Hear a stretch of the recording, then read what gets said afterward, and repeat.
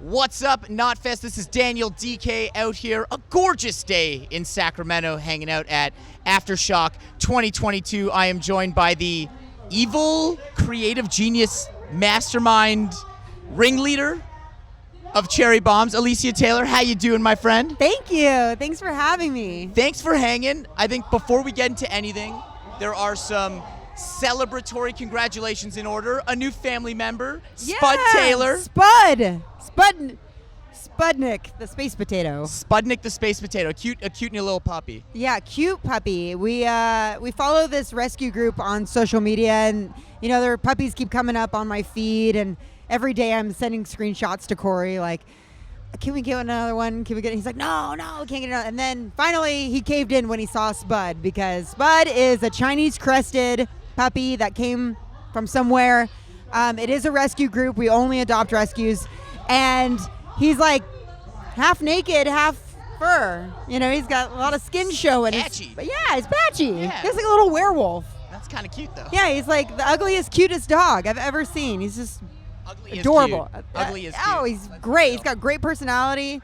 He's not with us yet. We're going to get him after we get back from the UK. So That's I'm excited. Awesome. Yeah. Oh, well, he's not even in the family Yeah, he's home not yet. even in the family yet. Wow, Our okay. friend is watching him until we get off the road. And then, we're going to introduce him into the Taylor pack with our other two dogs. That's awesome. I'm stoked for you guys. The family keeps growing. Love it. It keeps growing. Hell yeah. But you're out here doing 6 in a row on the road with Cherry Bombs. I want to talk about, this philosophy of being a non-band on the road with bands. Right. You're smashing this idea that opening acts and support acts and festival acts have to be other bands. What was your main motivator in the earliest stages of taking this from motorcycle rallies and circus type settings to stages, music stages? I just knew that I wanted to create something that gave audiences a different way to experience music that they love. So music that they already have a connection to, music that they're already into, but maybe it's just a different way to, see it, experience it, visualize it, listen to it, hear it. So that's kind of what Cherry Bombs is it's really a visual way to, listen to your music, a visual listening experience, if you will. Because, bands are sonic, right? Right. It's like a band can sound good, you can turn your back, and it's still going to sound good. But with Cherry Bombs, it's completely visual, so you really can't turn your back. If you turn your back on our show, you're going to miss it. And so 100%. People don't. They just stay locked in. I love that. Yeah, it's fun. It's like Broadway for metalheads. Broadway for metalheads. We are due.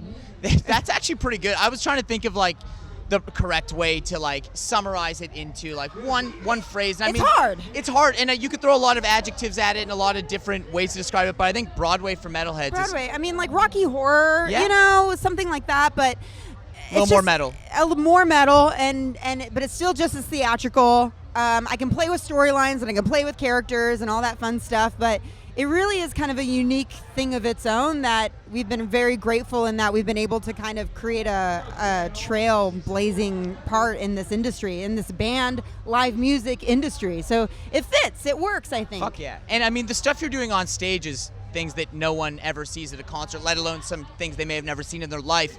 Tell me about these outlandish and crazy, perceivably dangerous stunts that you come up. Take me through that process. You dream something up and making it a reality. Yeah, I mean, I think there's always a little fun and danger. That's why we love what we love. And then when you have the juxtaposition of this danger with the beauty of the performers, it's a really cool. I don't know. It just fits and melds really well together. So these performers are doing things that are very dangerous. They're inherently dangerous. We reduce the risk as much as possible, but they're so gorgeous and beautiful doing it that it's an art of its own. So, we really just take that and run with it. And I'm always thinking of new ideas. And I ask my team, I sit them down. I'm like, hey, can we do this thing? And can we set it on fire? And they're like, sure, yeah. And we try it. And if it doesn't work, we're prepared to, be there in case something goes bad. And if it does, we're like, cool, let's explore this more. Or maybe let's try it hanging from the ceiling. Or maybe let's throw some high heels in. Was there a standout, was there ever a moment you thought of something and, around the thinking tank, everyone was like, fuck yeah, this is a great idea. And then you went to the trials and you're like, oh shit, we cannot do this live. This is way too dangerous. Yeah, actually, but we're going to make it happen. The spirit. We're going to make it happen. Yeah, so just because it's too dangerous for that particular show or that moment in time that we thought we could do it, doesn't mean we can't do it. We just have to go back to the lab and work out the kinks and figure it out. So one thing that happened actually is actually Knotfest 2019 LA, Knotfest LA. And the original idea was that we had gerbs. And gerbs, for those that don't know, are basically like a firework that throws off sparks. And they can throw at different distances for a certain amount of time. You see them all the time in concerts, like a waterfall, gerb, sparks, yeah. And the idea was to hang our aerialists 50 feet in the air, have her spin and holding them, and they would just go flying all over the place.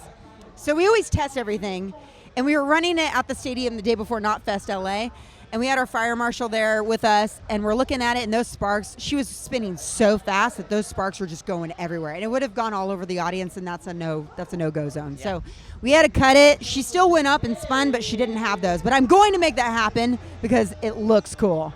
Is that like, I mean, you guys bring a lot of shit onto stages that, you know, aren't traditionally there. Even bands that do big pyro displays, like you've got your huge pyro bands, like you guys do it in a much more personally involved way. Have there ever been like straight up get places and have massive fire marshal issues, like on day of show, like they will not let you do like a routine part of your show or something? Yeah. We run into that a lot.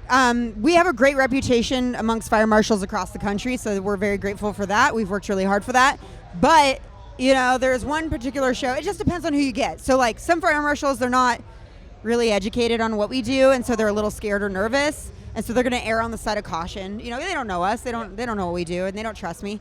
And so you kind of have to win them over with your education, saying key points that they're going to understand, and so that they can understand that you know what you're doing. You're a pro. This isn't your first show. Yeah. That sort of thing. So sometimes it's a little bit of a battle, and there's some venues where they're just like, no, not at all. We don't do that. We don't do hazers. We don't do smoke. We don't do anything. And you walk in, and you're like, this would be the perfect venue to do it in. Yeah. And it sucks. But, you know, rules are rules. It's like anyone or anything. You're subject to like fighting for what you believe is right and fight for what we believe. And then when you throw things in like our angle grinders, you know, that's a kind of a gray area. Interesting. I got fined $1,000 recently for using my angle grinder. It's not like Motley Crue's been using them on stage since the 80s, but hey. I mean, it's not like it's something you can't go get at Home Depot. Yeah, and like it's not like every circus in the world, but yeah, I digress. Sure, yeah, exactly. And they were really mad at me for that. But it was worth it. It was a great show. But they don't, I'll do it again. What don't they like about the angle grinder? How is that where they draw the line? They were like, no fire. And I was like, it's not fire. And they're like, no pyro. And I was like, it's not pyro. And they just, and they were just like, well, you can't. $1,000. And they took $1,000 from me, from my pay, for my my performance pay that night. Sick. Love that. Fucking bummer. No fun. No fun. Talk to me about like the trajectory or like the bigger vision. You like playing with bands? Do you want to turn this into like more of a residency? Like where do you see Cherry Bombs fitting in like the long term in this all market? of it. You just want to do it all. I want to do it all. You know, more is more. More is more. Yeah, the answer is yes. Yeah. No, you know, when I started this, I didn't really have a goal in mind. I just wanted to do what I love doing, which is dancing and performing, and I love fire. I want to fire perform. And I love the music that we perform to, and that's about it. And I didn't expect it to take off or go anywhere or for other people. I didn't care if other people liked it or not. That's just an extra cherry on top for us. Pun intended. Yeah. But yeah, I would really love to have a residency. We are based out of Las Vegas, you know, so there's a lot of shows that are similar to ours out there, but nothing for metalheads. So I'd love to have a residency group and a touring group at the same time. We're actually kind of doing that similar right now on this run. We're out within this moment on this U.S. tour, and then we perform in the UK at the same time. So I've got two groups going simultaneously. That's a really fast bullet train you've got there, yeah? Yeah, it's a logistical... That's fun. Bear. That's impressive. Yeah, we're making it happen. So I think I'm proving to myself and my team that we can have two groups happen at the same time, and it's going to be fine, and it's going to be great. Cool, I love that. Well, I can't wait to see you keep kicking ass. Thank you. Do you have to like fuck off immediately after you're done, or you get to hang out and enjoy something today? I'm going to hang, man. It's a family day today. Good, that's what I like grateful. to hear. The kid played. You know, Dad and I saw. The kid killed it. The kid killed it, murdered it. Oh, they're so good.